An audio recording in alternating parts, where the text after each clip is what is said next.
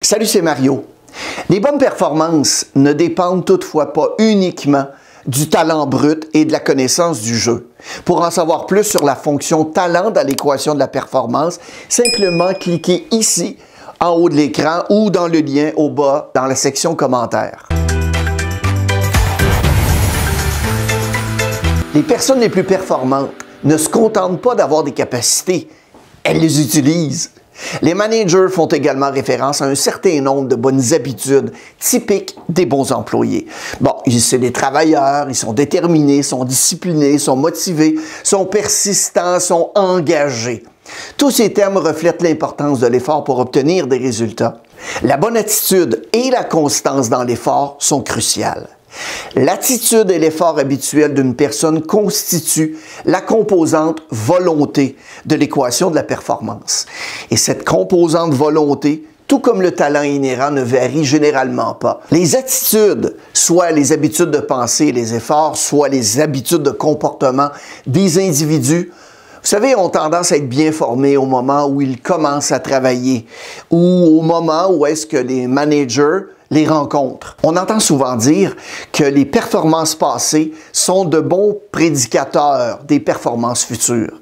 C'est cependant beaucoup plus exact de dire que l'attitude passée prédit l'attitude future et que l'effort passé prédit l'effort futur. L'attitude et l'effort ont tendance à rester constants. Les habitudes sont après tout très difficiles à changer. Les personnes qui travaillent dur ont tendance à continuer à travailler dur. On dit souvent qu'elles ont une éthique de travail. L'attitude est souvent associée à la qualité des résultats et l'effort à la quantité.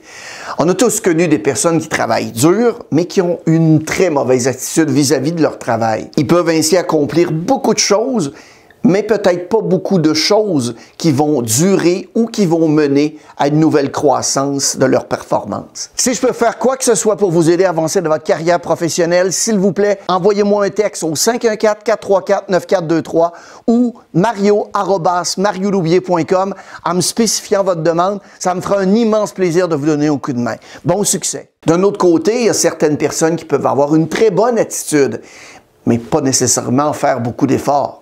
Ils font pas grand-chose, mais ce qu'ils font est perçu comme précieux et satisfaisant. Les managers peuvent soutenir cette combinaison, trompés un peu par l'atmosphère de country club qu'elle crée. Des sentiments positifs, une grande satisfaction au travail, des bonnes intentions et un moral élevé vont constituer un environnement de travail très attrayant. Des fois, ça peut compenser toute insuffisance dans la quantité des résultats, ne serait-ce qu'à court terme. Certains managers aggravent alors le problème en réagissant à cette insuffisance, en annonçant une révolution stratégique qui va transformer le country club d'aujourd'hui en organisation efficace et axée sur les résultats de demain. Une meilleure approche consiste évidemment à équilibrer vraiment la qualité et la quantité, l'attitude et l'effort en veillant à ce que l'environnement offre aux bons éléments une approbation empathique. La question maintenant de savoir comment les aspects liés au talent et à l'environnement des performances d'une personne sont partagés entre la personne et le coach, c'est un sujet courant de discussion, voire même des fois de dispute. Le débat se prolonge invariablement par la question suivante. Qui est responsable de l'effort des employés, de leur volonté de faire et de leur attitude? Les discussions qui s'ensuivent, souvent animées et même passionnées, mettent toujours en lumière la nature particulière de la responsabilité du manager dans l'élément central de l'équation de la performance. Quelle serait votre réponse? C'est probable que votre réponse soit directement liée à l'approche que vous adoptez habituellement face à la volonté de faire d'un employé. Et si vous êtes comme de nombreux gestionnaires, vous pensez peut-être qu'il est important pour vous de jouer un rôle actif pour que les gens travaillent dur. Ce point de vue est d'ailleurs très répandu, il s'appuie sur des arguments vraiment convaincants. Tout d'abord, les managers vraiment se sentent responsables des résultats du département ou de l'équipe et savent qu'ils doivent rendre des comptes. Ce sentiment de responsabilité peut nécessairement constituer une pression beaucoup plus importante et générer beaucoup de stress.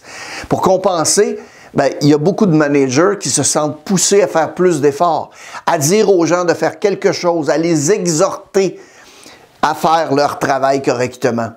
Cette réaction est conforme à l'idée bien établie selon laquelle le travail d'un manager consiste à donner des instructions à ses employés et à les motiver et à améliorer leur attitude et à travailler plus dur.